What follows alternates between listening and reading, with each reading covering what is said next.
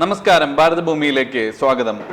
ക്ഷേത്രത്തിലെ വൈദ്യുതി ബന്ധം വിച്ഛേദിച്ച സംഭവത്തിൽ മുഖ്യമന്ത്രിക്കും അനുയായികൾക്കും എതിരെ ക്ഷേത്രക്ഷേമ സമിതി.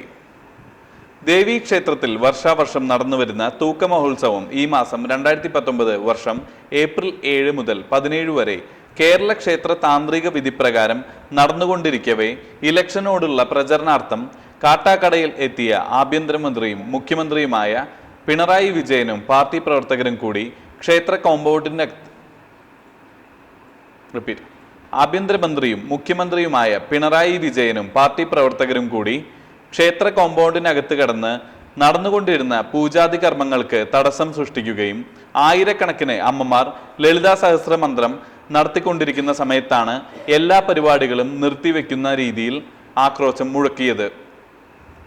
മൈക്ക് സെറ്റുമായി ബന്ധിപ്പിച്ചിരുന്ന ജനറേറ്റർ നശിപ്പിക്കുകയും ആയിരക്കണക്കിന് രൂപയുടെ നാശനഷ്ടം വരുത്തുകയും ക്ഷേത്രാചാരങ്ങൾക്ക് ഭിന്നം വരുത്തുകയും ക്ഷേത്രവിശ്വാസികളെയും ഭക്തരെയും ക്ഷേത്ര കമ്മിറ്റി ഭാരവാഹികളെയും മുൻ MLA ശിവൻകുട്ടി, ഇപ്പോഴത്തെ കാട്ടാക്കട MLA സതീഷ്, തിരുവനന്തപുരം ജില്ലാ പഞ്ചായത്ത് പ്രസിഡന്റ് VK മധു, പിണറായി വിജയനും അവരുടെ കൂടെ ഉണ്ടായിരുന്ന അനുയായികളും കൂടി നടത്തിയ ധിക്കാരപരമായ നടപടി എല്ലാ ഭക്തരെയും വേദനിപ്പിക്കുകയും ചെയ്തതിനാൽ ഇതിന്റെ തെറ്റായ നടപടിയെക്കുറിച്ച് ഇലക്ഷൻ കമ്മീഷൻ അന്വേഷിച്ച് വേണ്ടതായ നടപടി എത്രയും പെട്ടെന്ന് നടത്തണമെന്നും കുറ്റക്കാരെ ശിക്ഷിക്കണമെന്നും അഭ്യർത്ഥിക്കുന്നു.